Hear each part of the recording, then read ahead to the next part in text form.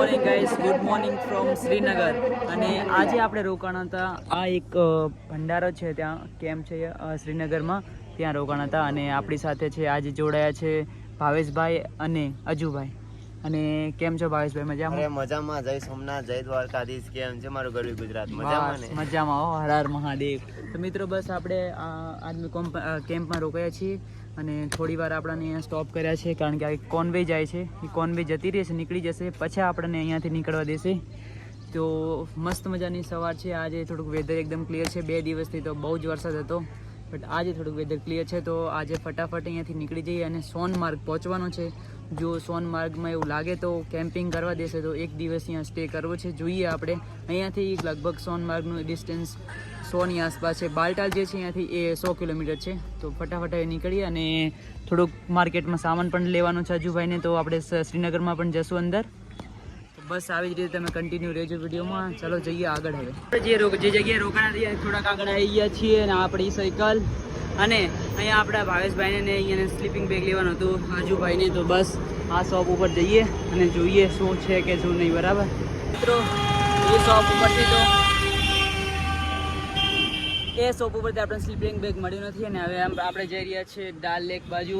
બાકી હાલનો નજારો જો, આ બાજુ મસ્ત પહાડ છે અને આ બાજુ જુઓ એક આ મસ્ત શ્રીનગરનો લેક અને આ બોટ હાઉસ છે. અને જો કેવો મસ્ત નજારો છે. અને હજી મેન જે મેન ડાર લેક છે એ થોડી ત્યાંથી આગળ છે. તમે આગળ વેલકમ ટુ ડાર લેક મિત્રો, વેલકમ ટુ ડાર લેક. જોઈ લો, આ છે ડાર લેક. મસ્ત મજાની આપણે જઈ રહ્યા છીએ અહીંયા. જો કે મસ્ત છે.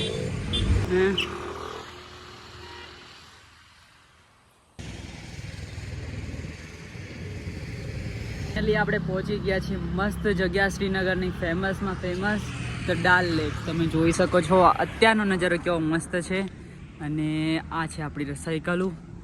અને હાલ આપણે અહીંયા રોકાણા હતા, મસ્ત ફોટોઝ બધા લઈ લીધા.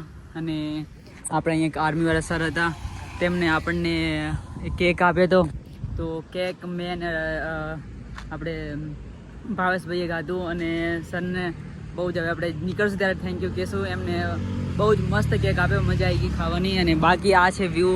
કે તમે શ્રીનગર આવતા હોય ને તો મિત્રો અહીંયા આવજો, બહુ મસ્ત જગ્યા છે. બાકી નજારો જુઓ કેવો મસ્ત છે. અને આ બધા દેખાય છે મિત્રો, એ બધા કમળ છે મિત્રો. અને જે આ બધું લઈને આવી રહ્યા છે એ ઘાસ છે જે કમળની છે. આઈ થિંક અહીંયા જે પોધાર્યા ને બધા એના છે. અને આ અહીંયાની ગાયને ખવડાવવા માટે લઈને આવે છે મિત્રો. જો અહીંયાથી આમ જાય છે, આખો આ બ્રિજ છે ને, નીચેથી આમ ટનલ છે, ત્યાંથી જાય છે અને સામે તરફ જાય છે. બાકી આ છે મસ્ત શ્રીનગરની ડાલ લેક. અને હવે આપણે ફટાફટ નીકળીએ આગળ તરફ લે સિટી બાજુ. મિત્રો આપણે શ્રીનગર સુધી અત્યાર સુધી આપણે સાયકલમાં કાંઈ પ્રોબ્લેમ નથી. અને બટ કાલની પરમ દિવસે આપણું જે આ હતું આ ખરાબ થઈ ગયું હતું, કે એનું એ ચેન્જ કરાવ્યું.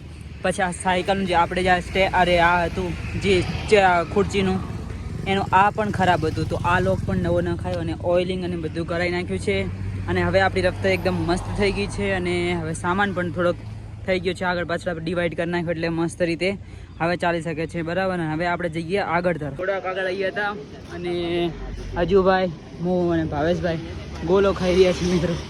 તો બસ આજે તો બહુ તડકો એટલે મસ્ત ઠંડો ગોલો ખાઈએ અને પછી નીકળીએ આગળ તરફ. આપણે હવે થોડાક શ્રીનગરથી આગળ 30-35 કિલોમીટર આગળ આવી અને મણીગાંવમાં જે એક ભંડારો હતો, અહીંયા મોટો કેમ્પ છે આર્મીનો. અહીંયા આપણે મસ્ત ખાવાનું ખાધું, ચા પીધો અને હવે આપણે જઈ રહ્યા છીએ ફટાફટ આગળ તરફ. તો મિત્રો આપણા જામનગરથી આપણા પરેશભાઈ અમારી સાથે જોડાયા છે. પણ અહીંયાની સાયકલ શું દોડે છે મિત્રો, બહુ દોડે છે અહીંયાની સાયકલ. ઓહો,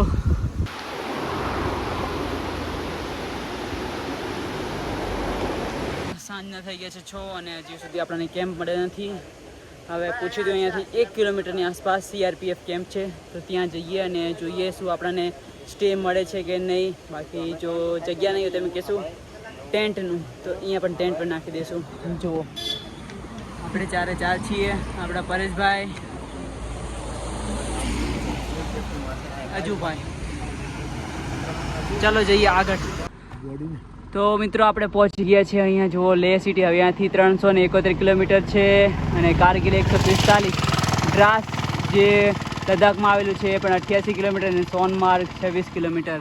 સોનમાર્ગ પછી આપણા પરેશભાઈ જતા રહેશે અમરનાથ. હર હર મહાદેવ. હર હર મહાદેવ. આપણા પરેશભાઈ જતા રહેશે બાલટલ બાજુ સોનમાર્ગથી, કારણ કે એમને અમરનાથની યાત્રા કરવાની છે હે ને.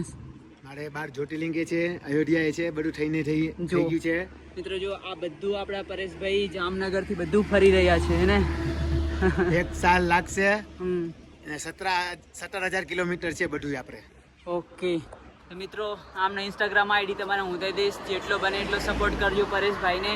આપણે આ બ્લોગ જ્યારે આવશે ત્યારે એમની ઇન્સ્ટાગ્રામ આઈડીને બધું તમને મળી જશે આપણે ડિસ્ક્રિપ્શનમાં, તો તેમને ફોલો કરજો અને જેટલો સપોર્ટ થાય એટલો સપોર્ટ કરજો. મિત્રો એક આર્મી કેમ્પમાં પૂછવા ગયા છે ભાવેશભાઈને, બધાએ સરે વાત કરી, અમારો આધાર કાર્ડને બધું ચેક કરેલા છે અને હું હાલ અત્યારે બહાર ઊભો છું અને અંદર વિડીયો બનાવી દેશે કે નહીં બનાવી દે, એટલે હું બહાર જ જોઈ લઉં છું, બહાર જ વિડીયો બનાવી દઉં. અહીં CRPFનો કેમ્પ છે, ત્યાં મેં પૂછ્યું છે, જોઈએ આગળ શું કહે છે સરને. અમારું આધાર કાર્ડને બધું તો લઈ ગયા છે, હવે સ્ટે મળી જાય તો ઠીક છે, તો ફટાફટ અહીંયા ટેન્ટ નાખવાનું થશે કદાચ જો અહીંયા રૂમ નહીં હોય તો. તો ઓલ રાઈટ મિત્રો, આપણે મસ્ત જે આપણે વાત કરી હતી આર્મી કેમ્પમાં, ત્યાં આપણે રોકાવાનું થઈ ગયું છે. તમે જોઈ શકો છો આપણો આ રૂમ છે, આ જો બેહુતા જુઓ, આવો રૂમ છે બહુ મસ્ત મજાનો. આપણા પરેશભાઈ જય શ્રી રામ. અને મસ્ત મજાનું આપણે આર્મી કેમ્પમાં જમવાનું થઈ ગયું હતું, એટલે જમી લીધું છે. અને હવે બસ કાલે તમને મળીએ એક નવા બ્લોગ સાથે. તો જો આપણે ચેનલમાં નવા હોય તો ફટાફટ સબસ્ક્રાઈબ કરી દેજો અને મળીએ કાલે નવા બ્લોગમાં.